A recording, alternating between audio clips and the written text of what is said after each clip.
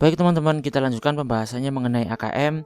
Sekarang kita sudah sampai ke dalam pasca program dari AKM-nya. Nah, setelah pasca program nanti kita menyelesaikan soalnya, kemudian masih ada lagi tindak lanjut laporan dari hasil AKM. Nah, sekarang kita kerjakan pasca programnya terlebih dahulu.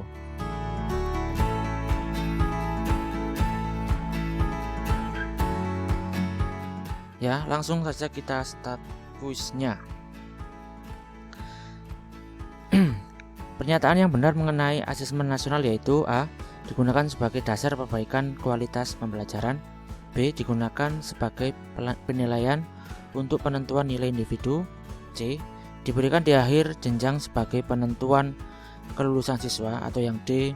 Diberikan untuk menilai prestasi pendidikan di setiap daerah. Nah, di sini jawaban yang paling tepat adalah jawaban yang A. Digunakan sebagai dasar perbaikan dari kualitas pembelajaran, tidak digunakan sebagai penentuan nilai individu, tidak digunakan sebagai penentuan kelulusan, dan juga tidak digunakan sebagai penilaian prestasi di setiap daerah. Kita pilih yang A. Kita kunci soal yang selanjutnya. Dalam asesmen nasional, pemetaan aspek pendukung kualitas pembelajaran di lingkungan sekolah dilakukan melalui A. Survei karakter, B. Survei lingkungan belajar, C. AKM, atau yang D. Survei kualitas sekolah. Di sini yang ditanyakan adalah aspek pendukung kualitas pembelajaran di lingkungan sekolah. Berarti jawaban yang paling tepat adalah survei lingkungan belajar. C. Salah satu instrumen asesmen nasional adalah survei karakter. Dalam pelaksanaannya, survei karakter memiliki tujuan utama yaitu mengukur kualitas pembelajaran dan iklim di sekolah yang menunjang pembelajaran siswa. B. Mengukur hasil belajar non-kognitif menyangkut sikap, kebiasaan, dan nilai-nilai Pancasila. Atau yang C. Pancasila mengukur hasil belajar secara kognitif melalui kompetensi dasar, literasi membaca, dan numerasi. Atau yang D. Mengukur kemampuan akademis siswa dilihat dari nilai akhir siswa sebagai penentu kualitas sekolah. Ya, di sini yang ditanyakan adalah survei karakter, berarti yang paling tepat adalah yang B. Soal selanjutnya, perbedaan asesmen nasional dengan ujian nasional adalah untuk nomor 4 yang paling tepat adalah yang C. UN dilakukan pada semua siswa, sedangkan untuk asesmen nasional pada siswa sampel saja atau diambil beberapa siswa, enggak di akhir tingkatan. Ya, kita kunci jawabannya yang C. Selanjutnya nomor 5, pernyataan yang tepat mengenai ragam butir soal yang digunakan dalam asesmen kompetensi minimum, yaitu untuk nomor 5 jawaban yang paling tepat adalah yang C. Ya, soal asesmen terdiri dari pilihan ganda, menjodohkan, isian singkat, dan uraian. Gitu ya. Soal nomor 6, dalam pelaksanaan asesmen kompetensi minimum atau AKM, konten dalam literasi membaca mencakup ini ya, teks informasi dan teks fiksi. Kita kunci soal nomor 7. Kompetensi minimum yang dimaksud dalam AKM adalah kompetensi dasar siswa untuk mempelajari materi apapun ya. Nomor 7A. Nomor 8, AKM dan ujian nasional memiliki beberapa perbedaan termasuk dalam konteks soal. Dari pernyataan berikut manakah yang menunjukkan ciri-ciri dari soal AKM? A. Konteks masalah yang diberikan bersifat rutin dan sederhana.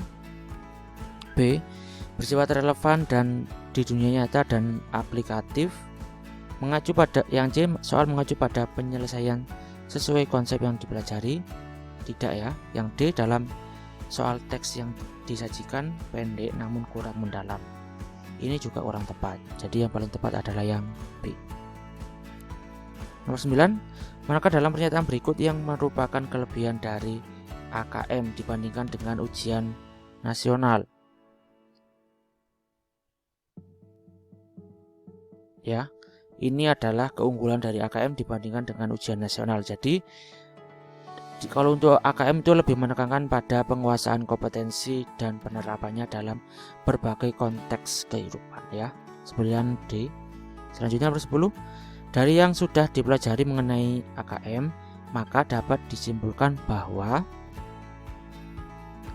AKM akan mempengaruhi penyelenggaraan kegiatan kelulusan siswa. Kurang tepat, dengan AKM sekolah tidak lagi melaksanakan ujian sekolah. Ini juga kurang tepat. Hasil AKM akan digunakan untuk mengevaluasi di berbagai aspek pembelajaran. Atau yang D, AKM dilakukan juga untuk mengukur penguasaan siswa terhadap konten, ya. Jadi yang paling tepat adalah yang C. Nomor 11. Dilakukan pada berapa levelkah asesmen literasi pada jenjang SMA? Ini dilakukan dalam 2 level. Jawabannya yang B berarti 12.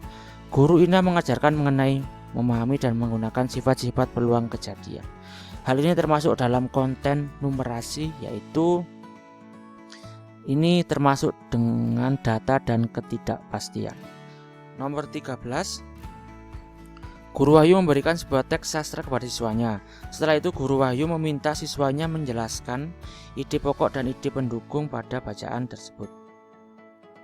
Hal ini merupakan salah satu bagian dari kemampuan kognitif literasi yang memahami informasi, ya. B. Nomor 13. Di jenjang SMA, asesmen numerasi dilakukan 1 level, ya, untuk jenjang SMA. Nomor 15. Manakah di antara materi berikut yang diujikan pada asesmen kompetensi minimum numerasi pada tingkat SMA? Pada tingkat SMA itu yang D, ya, memahami barisan aritmatika dan geometri. Oke. Selanjutnya nomor 16. Pada asesmen literasi SMA, manakah kegiatan yang termasuk dalam konten menemukan informasi? Menjelaskan ide pokok bukan, menulis kualitas teks informasi bukan, menyimpulkan perubahan kejadian prosedur ini juga bukan, ya. Kemudian ya ini, ya, yang paling tepat adalah yang D, mengidentifikasi kata kunci yang efektif untuk menemukan sumber informasi yang relevan pada teks sastra dan teks informasi. 16D, kita kunci jawabannya. Soal selanjutnya. Pernyataan yang tepat mengenai AKM di tingkat SMA adalah, soalnya berjumlah 36 soal literasi. Betul, ya. Siswa yang mengikuti berjumlah 30 kurang tepat karena yang mengikuti 50. Siswa yang dites diambil dari kelas 10 bukan. Yang dites adalah siswa di kelas 11. Soal numerasi yang diberikan berjumlah 32. Kurang tepat, ya.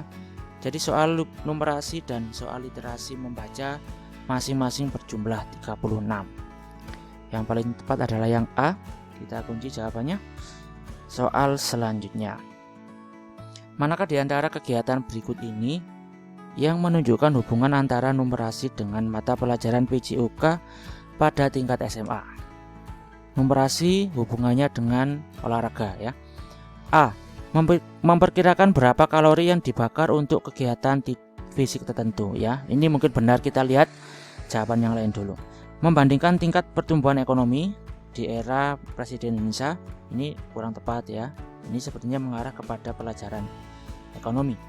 Membuat grafik penggunaan air pribadi dan membandingkan dengan ketersediaan air di berbagai daerah di Indonesia. Kurang tepat, nggak ada hubungannya dengan olahraga sama sekali. Mengestimasi pertumbuhan makhluk hidup, ini juga kurang tepat. Jadi yang jawaban yang paling tepat adalah yang A. Soal nomor 19, ini cukup panjang soalnya.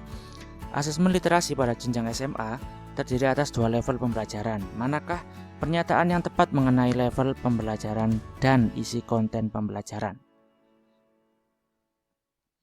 Kunci jawabannya hampir sama semuanya, ya. Ini cuma dibalik-balik aja katanya kalimatnya. Kita harus membaca lagi dengan teliti materinya biar bisa menjawab pertanyaan ini. Yang termasuk ke dalam isi konten. Isi konten itu kalau kita ingat-ingat ada pada level 2, ya. Berarti yang level 1 kita abaikan, A salah, B salah, tinggal jawaban C dan jawaban D, ya. Nah, ya, kita udah menemukan jawabannya. Yang paling tepat di sini adalah jawaban D untuk nomor 19. Oke, selanjutnya nomor 20. Bagaimana peran asesmen kompetensi minimum pada jenjang SMA dapat mempengaruhi kelulusan siswa? AKM menggantikan peran ujian nasional sehingga tidak ada penilaian lain untuk menentukan kelulusan siswa. Itu yang paling tepat ya. 20 jawabannya adalah yang bukan ya. 20 AKM mendorong perbaikan mutu pembelajaran, namun kelulusan siswa akan diukur melalui ujian sekolah ya. Sorry ya, 20 bukan yang C. Jadi AKM itu enggak menggantikan UN ya, karena masih tetap ada ujian sekolah sebagai penggantinya. Kita kunci nomor 20 jawabannya yang B. 21. Salah satu ciri pembelajaran berbasis kompetensi adalah ini ya, pembelajaran untuk pemahaman konsep dan keterampilan, yang C. 22. Berikut adalah beberapa pernyataan mengenai pembelajaran berbasis konten dan pembelajaran berbasis kompetensi. Manakah pernyataan yang menunjukkan pembelajaran berbasis konten? Yang berbasis konten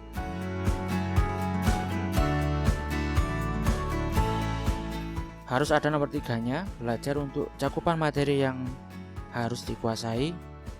Harus ada nomor 3-nya, harus ada nomor 5-nya, dan nomor 6. Jadi jawaban yang paling tepat adalah yang C. Oke, kita kunci. Soal yang selanjutnya 23. Dari hasil AKM ditemukan bahwa siswa mampu mengaplikasikan pengetahuan yang dimiliki dalam konteks yang lebih beragam, maka siswa tersebut dapat dikategorikan dalam kelompok yang cakap ya, bukan yang mahir. Guru Cleo memberikan soal teks dan ditemukan siswa mampu mengintegrasikan beberapa informasi teks pada bacaan yang berbeda, maka siswa tersebut dapat dikategorikan dalam kelompok. Nah, ini baru kalau dia bisa mengintegrasikan, bisa mengevaluasi, berarti termasuk ke dalam kelompok siswa yang mahir. Nomor 25. Bagaimana keterkaitan antara AKM dengan standar kurikulum secara keseluruhan?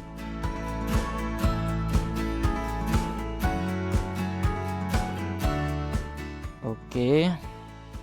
Ini nomor 25 jawabannya yang C. AKM memperhatikan apa yang seharusnya diajarkan oleh guru pada setiap kelasnya. Selanjutnya nomor 26.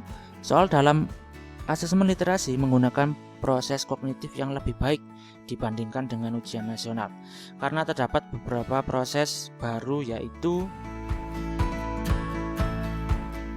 ini ya, mengevaluasi dan merefleksikan isi teks dengan hal lain di luar teks maupun pengalamannya. 26 yang D.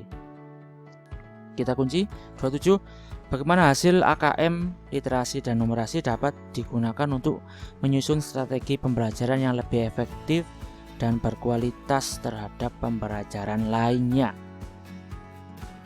Menyesuaikan pembelajarannya sesuai tingkat kompetensi siswa. Nah, itu yang sepertinya paling masuk akal dan yang paling tepat ya. Jadi 27 jawabannya adalah yang A. 28.